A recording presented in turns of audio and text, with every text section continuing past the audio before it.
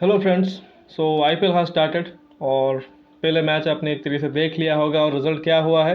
अभी मैंने जो जर्सी पहनी है चेन्नई सुपर किंग्स की, फर्स्ट मैच में उनको हार का सामना करना पड़ा है और किसके हाथों, defending champions Gujarat Titans. Hardik Pandya team Hardik Pandya जिसे लीड कर रहे थे और उन्होंने एक तरीके से अपने जो कह सकते हैं गुरु हैं, शिष्य ने गुरु को हरा दिया है। और लगातार तीसरी जीत है गुजरात टाइटंस की चेन्नई सुपर किंग्स के खिलाफ। पिछले सीज़न आपको जैसा कि पता है कि पिछले सीज़न ही गुजरात टाइटंस एक तरीके से आईपीएल में आते हैं और फर्स्ट सीज़न में ही चेन्नई को उन्होंने 2 बार हराया था और ये लगातार तीसरी दफ़ा है जब उन्होंने चेन्नई सुपर किंग्स को हराया, यानी कि हार्दिक पांड्या ने तीसरी दफ़ा लगातार महेंद्र सिंह धोनी को हराया है। तो एक बहुत ही अच्छा मैच गुजरा, बहुत ही कह सकते हैं कि एक रोमांचक मैच हुआ। कहने के लिए एक तरीके से रोमांचक मैच हुआ, लेकिन टू बी ऑनेस्ट ये वन साइडेड मैच एक तरीके से लगा, क्योंकि बीच में हाँ थोड़ा बहुत लगा कि मैच फंस रहा है, लेकिन जिस प्रकार से गेम चला है कम्प्लीटली लगा जैसे वन साइडेड गेम है। देखिए, Chennai super Kings Gujarat Titans IPL opener में मैच था। ऑब्वियसली देखो कि बहुत ही अच्छे एक तरीके से ओपनिंग सेरेमनी हुआ, जिसमें ऑब्वियसली जो बॉलीवुड के स्टार्स थे, सिंगर्स, उन्होंने परफॉर्म किया और फिर टॉस आया। उसमें देखो हार्दिक पांड्या जो होम कप्तान थे, उन्होंने टॉस जीता और कहा कि हम बॉलिंग करेंगे। और वहाँ पे देखो कि जो चीज़ें एक तरीके से एक्साइटमेंट बढ़ा रही थी कि इम्पैक्ट प्लेयर कब यूज़ होगा, टॉस पे किस तरह से टीम एक्सचेंजेस होंगी। तो धीरे धीरे देखो जो जो इम्पैक्ट प्लेयर का रोल है वो एक तरीके से साफ दिखाई दिया। उसका जो प्रभाव है कि टॉस से पहले कप्तान 2 टीम शीटें लेके जाते हैं। टॉस के बाद एक तरीके से वो उनको प्लेइंग 11 देनी होती है, प्लस जो 5 इम्पैक्ट प्लेयर का ऑप्शन होते हैं वो भी देने होते हैं। वो चीज़ एक तरीके से इंटरेस्टिंग लगा, क्योंकि जो टीम आया देखो टॉस के बाद चेन्नई सुपर किंग्स ने सारे के सारे बैटर भर लिए थे। नंबर 8 पे एम एस धोनी थे और गेंदबाज एक तरीके से उस टीम में थे ही नहीं, और नंबर 11 तक उनके पास बैटिंग थी। और दूसरी तरफ हार्दिक पांड्या जो कि बॉलिंग करने वाले थे, उन्होंने जो टीम बनाई थी उसमें 5-5 तेज़ गेंदबाज थे उनको इंक्लूड करके, यानी कि क्योंकि समझ आता है कि एक टीम जो बैटिंग फर्स्ट कर रही है उसने उस हिसाब से टीम दी और दूसरी टीम जो बॉलिंग फर्स्ट करे उसने उस हिसाब से टीम दी। तो खैर जो स्टार्ट हुआ चेन्नई के लिए वो कुछ खास नहीं रहा। डेवन कॉनवे जल्दी आउट हो गए, मोहम्मद शमी ने जल्दी आउट किया, लेकिन ऋतुराज गायकवाड़ आई थिंक क्या ज़बरदस्त उन्होंने स्टार्ट किया है और यही एक तरीके से चेन्नई के लिए थ्रेट था। अभी मैं बोल रहा था जब प्रीव्यू कर रहे थे कि ऋतुराज को थोड़ा सा टाइम लगता है एक तरीके से आईपीएल में स्टार्ट होने में, लेकिन आज जो उन्होंने स्टार्ट किया उनको शायद ये चीज़ का मालूम था कि मुझे शुरुआत से स्टार्ट करना पड़ेगा, और ज़बरदस्त उन्होंने हिटें लगाई, ज़बरदस्त बैटिंग की। और जो छक्के उन्होंने मारे हैं आमतौर पे उतने छक्के मारते नहीं हैं, लेकिन जो उनके पास अद्भुत टाइमिंग है उसके थ्रू उन्होंने बहुत से आज छक्के भी मारे, चौके भी मारे और एक तरीके से सिंगल हैंडेडली चेन्नई की बैटिंग को वो लीड कर रहे थे। अगर स्कोर कार्ड बताऊं, देखो 178 रन बनाए हैं 7 विकेट पे चेन्नई ने बनाए थे पहले बैटिंग करते हुए, जिसमें ऋतुराज गायकवाड़ के सिर्फ 92 थे 50 बॉलों में, जिसमें 4 चौके और 9 छक्के शामिल थे। लेकिन ओवरऑल देखो उसके दूसरे एंड पे कुछ खास बैटिंग दिखी नहीं। बहुत लंबी बैटिंग लाइनअप चेन्नई की थी, लेकिन इसमें कॉनवे सिर्फ 1 रन बना के आउट हुए। फिर मोइन अली आए, वो ऐसा लग रहा था कि सर पे कफन बांध के आए हैं, हर बॉल पे घुमा रहे थे। 17 बॉल में 23 उन्होंने किए, जिसमें आप देखो कि 4 चौके और 1 छक्का था, यानी कि 22 रन सिर्फ बाउंड्री से थे। तो यानी कि डॉट बॉल बहुत ज़्यादा खेले थे। फिर बेन स्टोक्स का एक ख़राब आउटिंग रहा, सिर्फ 7 रन 6 बॉलों में। और फिर देखो राइडू और शिवम दुबे ने भी स्ट्रगल किया, 12 पे 12 राइडू के और शिवम दुबे 18 पे 19। फिर जब जडेजा आए वो स्लॉग करने के चक्कर में जल्दी आउट हो गए, 1 रन बना के आउट हुए। लेकिन एम एस धोनी जिनको देखने के लिए एक तरीके से फैन एकत्रित हुए थे, और नरेंद्र मोदी स्टेडियम जो कि गुजरात टाइटंस का होम ग्राउंड है वो पूरा का पूरा आज येलो दिख रहा था, सिर्फ और सिर्फ एम एस धोनी की कमबैक देखने के लिए कि 1 साल बाद आ रहे हैं आईपीएल में खेलने के लिए।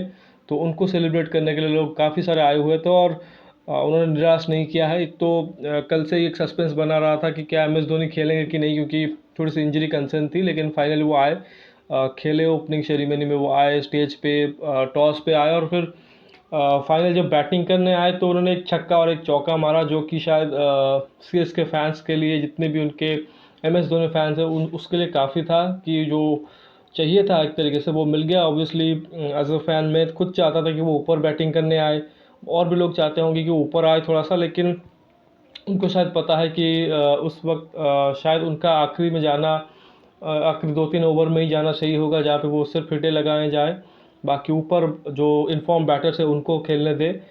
तो लेकिन उन्होंने देखो पूरी की पूरी इनिंग्स देखो, ऋतुराज की इनिंग्स अगर आप छोड़ दो, उसमें कुछ खास इनिंग्स था नहीं चेन्नई का। और उसमें भी देखो 35 या 36 रन पे थे, तो एक रनआउट मिस हुआ था ऋतुराज गायकवाड़ का, और वो एक टर्निंग पॉइंट हो गया। एक समय लग रहा था कि जिस तरह से ये बैटिंग चल रही थी, 11 ओवर के मार्क तक 100 रन बन गए थे और लग रहा था कि 200 प्लस स्कोर होंगे। लेकिन अगेन देखो, गुजरात टाइटंस से जो बॉलिंग अटैक भी खिलाई थी, जैसा पहले भी कहा कि 5 गेंदबाज पेसर थे, प्लस छठा जो बॉलिंग विकल्प था वो था राशिद खान का, मतलब T20 का एक जेन्युइन मैच विनर। और एक्चुअली उन्होंने एक तरह से मैच पलटा। आप देखो उन्होंने 2 की विकेट्स लिए, बेन स्टोक्स और उससे पहले मोइन अली के। लेकिन उससे पहले वो मोहम्मद शमी ने 4 ओवर में 29 रन दे के 2 आउट किए, क्रूशल उन्होंने एक तो आउट किया डेवन कॉनवे को, और फिर डेथ ओवर में एक विकेट लिया। राशिद खान ने 4 ओवर में 26 रन दे के 2 विकेट निकाले, और काफ़ी क्रूशल वो ओवर्स थे। और बाकी अल्जारी जोसेफ जो आए थे पहले ओवर में, उनको 3 छक्के मार दिए थे ऋतुराज गायकवाड़ ने, लेकिन बाद में उन्होंने भी बढ़िया वापसी की और 33 रन दे के 4 ओवर में 2 आउट किए। बाकी अब देखो कि जब इतना सारे गेंदबाज आप खिलाते हो तो कहीं ना कहीं गेंदबाज अंडर यूटिलाइज हो जाते हैं। तो यश दयाल ने एक ही ओवर किया जिसमें 14 रन को पड़ा। जॉशुआ लिटिल जो आयरलैंड के गेंदबाज है, वो भी डेब्यू कर रहे थे यार, उनको एक विकेट ज़रूर मिला, बट वो भी महंगे साबित हुए, और हार्दिक भी थोड़े महंगे साबित हुए, 3 में 28 उनको पड़ा। लेकिन अगेन देखो, जो जैसा ही कहा कि शुरुआत विकेट आ रही थी, लेकिन पावर प्ले में अच्छे रन बन रहे थे, और जब तक ऋतुराज गायकवाड़ थे स्कोरिंग रेट अच्छा चल रहा था। लेकिन बीच में एक ऐसा फेज आया जब शिवम दुबे और उससे पहले अंबती रायडू एक तरह से बैटिंग कर रहे थे, तो एकदम से वो रन रेट जो कि वो गिर गया था, जिसके चलते आप देखो कि प्रेशर ऋतुराज पे आया और उन्होंने वो एक तरह से वो आउट हो गए। उसके बाद आप देखो कि 20 रन कहीं ना कहीं एक तरीके से चेन्नई ने शॉर्ट किए, जहाँ पे लग रहा था कि शायद 200-210 के पास पास पहुँच सकते हैं, तो यहाँ पे वो सिर्फ 178 रन पे ही पहुँच पाए।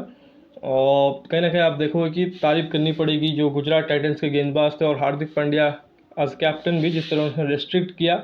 और जो गुजरात की एक बहुत अच्छी स्ट्रेंथ भी है बॉलिंग में, तो उन्होंने वो अपना काम बखूबी किया। लेकिन बॉलिंग के दौरान ही एक उनको झटका लग गया कि केन विलियमसन जब फील्डिंग कर रहे थे, एक छक्के को रोकने के चक्कर में वो इंजर्ड हुए, और अभी पता नहीं कि वो कितना सीरियस इंजरी हो सकता है, मतलब है। अभी तो इस मैच में वो नहीं खेल पाए, क्योंकि उनके रिप्लेसमेंट के तौर पे इम्पैक्ट प्लेयर यूज़ हुआ। साई सुदर्शन आए उनके लिए खेलने के लिए, लेकिन वो एक बैट्समैन शॉट खेले एक तरीके से। प्लस अभी पता नहीं है कि केन विलियमसन का अभी आगे खेल पाएंगे कि नहीं, और इस टूर्नामेंट में, या अभी कितने मैचेस और मिस करेंगे। होप करेंगे कि वो ठीक हो जाए। लेकिन देखो, जब रन चेज की बारी आई, एक उम्मीद थी, देखो गुजरात टाइटंस ऑब्वियसली उन्होंने कमबैक किया था, लेकिन बैटिंग वाइज थोड़ा सा वो हल्के थे ज़रूर, क्योंकि डेविड मिलर भी नहीं है, वो अभी अवेलेबल नहीं है, केन विलियमसन को चोट लग गया, मैथ्यू वेड को खिला नहीं रहे थे। तो बेसिकली सब कुछ डिपेंड कर रहा था कि शुभमन गिल और फिर हार्दिक पांड्या, और फिर नीचे से राहुल तेवतिया या राशिद खान कुछ और कर दे, और इन्हीं सब प्लेयर ने एक तरह से काम किया है। और प्लस दूसरी चीज़ ये है कि चेन्नई के लिए जो ख़राब चीज़ ये हुई कि जो 20 रन शॉट पड़े, एक तो उनकी हमने पहले भी डिस्कशन की है कि बॉलिंग बहुत ज़्यादा कमज़ोर थी, और प्लस जो आज भी जो उनका कॉम्बिनेशन खेला था। अब देखो, ये जो कुछ चीज़ें होती है, इम्पैक्ट प्लेयर का रूल है, कभी कभार ये आपको मैच हरवा ही देगा। और आज सबसे बड़ा एग्जांपल हमने देखा है कि तुषार देशपांडे जो impact player, first impact player के रूप में आए आईपीएल के इतिहास में, अंबाती रायडू को उन्होंने रिप्लेस किया एज इम्पैक्ट प्लेयर, बट वो सबसे महंगे साबित हुए हैं आज। उनका दिन बहुत ही ख़राब गया है, और अंत में वो उन्हीं के ओवर, आखिरी ओवर करने आए थे, जिसमें छक्का चौका मार के राहुल तेवतिया ने मैच फिनिश किया। जो मैं एक चीज़ बोलने की कोशिश कर रहा हूँ वो है कि चेन्नई की बॉलिंग ऑलरेडी वीक थी, लेकिन जो आज टीम कॉम्बिनेशन में उन्होंने खिलाई, प्लस जो गेंदबाज, वो थोड़ा सा अजीब लगा। स्पेशली मैं देखो, MS धोनी इतने बड़े कप्तान हैं, मतलब क्वेश्चन नहीं कर सकते उतना कि उनके डिसीजन के ऊपर, लेकिन क्योंकि आप मैच हारे हो, और प्लस कुछ चीज़ें दिखी है, क्योंकि इस टीम में आप देखो कि मिचेल सैंटनर आज खेल रहे थे, जबकि ये चेन्नई का पिच नहीं था। यहाँ पे शायद आपको डेथ बॉलिंग की ज़रूरत थी, जिसमें आप प्रिटोरियस को खिला सकते थे। ऑब्वियसली मगाला शायद अवेलेबल नहीं है, पथिराना भी नहीं है, थिक्शन भी नहीं है, तो प्रिटोरियस को शायद आप खिला सकते थे। बट अगेन शायद पता नहीं होगा कि शायद इंजरी प्रॉब्लम कुछ हुई होगी, बट अगर वो फिट थे तो उनको खिलाना चाहिए था। प्लस आप देखो कि बाकी जो भी उनके पास रिसोर्सेज थे, उस हिसाब से उन्होंने ठीक ठाक ही टीम एक तरह से सिलेक्शन की थी। एक और जिसमें डिबेट हो सकता है वो है सिमरनजीत, क्योंकि सिमरनजीत ने भी पिछले जो सीज़न था उसमें बहुत अच्छा बॉलिंग किया था, लेकिन वो नहीं खेले, हंगर केकर खेल रहे थे। और तुषार देशपांडे ऑब्वियसली वो इम्पैक्ट प्लेयर के रूप में आए, और इनके साथ दीपक चहर जो कि, तो यानी कि तीन कुल मिला के इंडियन जो तेज़ गेंदबाज थे वो एक तरीके से सीएसके के गेंदबाज थे, पेस बैटरी थी।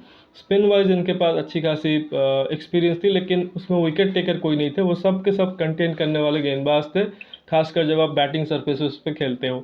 तो जब रन चेस की बारी आई तो स्टार्ट गुजरात ने अच्छा किया। रिद्धिमान साहा और शुभमन गिल ने बढ़िया स्टार्ट किया।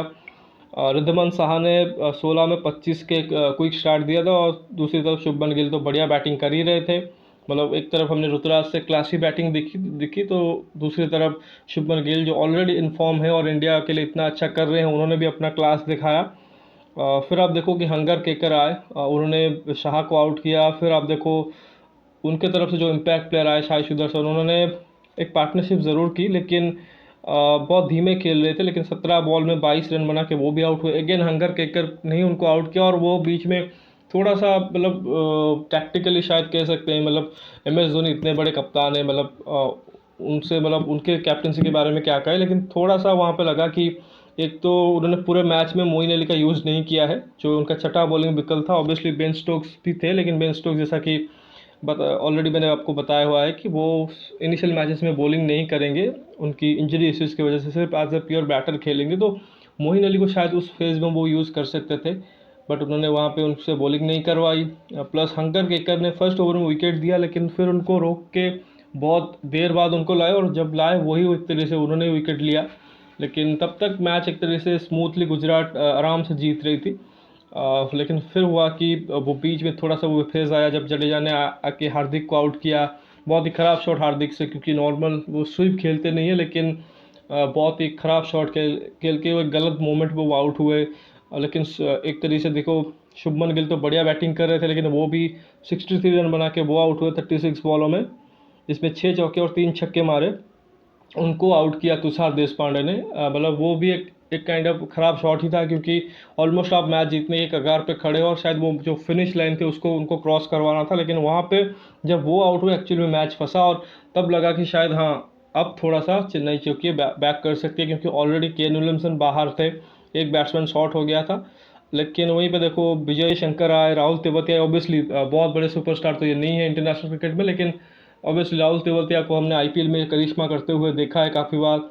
विजय शंकर भी थोड़ा सा अच्छे मतलब इन एंड आउट रहते हैं, इंडिया के लिए वर्ल्ड कप भी खेले हैं। तो वहाँ पे विजय शंकर ने एक छोटी सी इनिंग्स खेली 27 रन की 21 बॉलों में, लेकिन बहुत ही इम्पैक्टफुल इनिंग्स थी। और खासकर एक छक्का जो उन्होंने मारा, शायद हंगर केकोर को ही मारा था आउट होने से पहले, वो भी कहीं ना कहीं उसने मोमेंटम चेंज कर दिया। फिर राहुल तेवतिया आज इतना बड़ा रोल नहीं था, 14 बॉल में 15 रन थे, लेकिन उसमें भी देखो जो 10 रन आए, एक छक्का और एक चौका, वो आखिर ओवर में आया।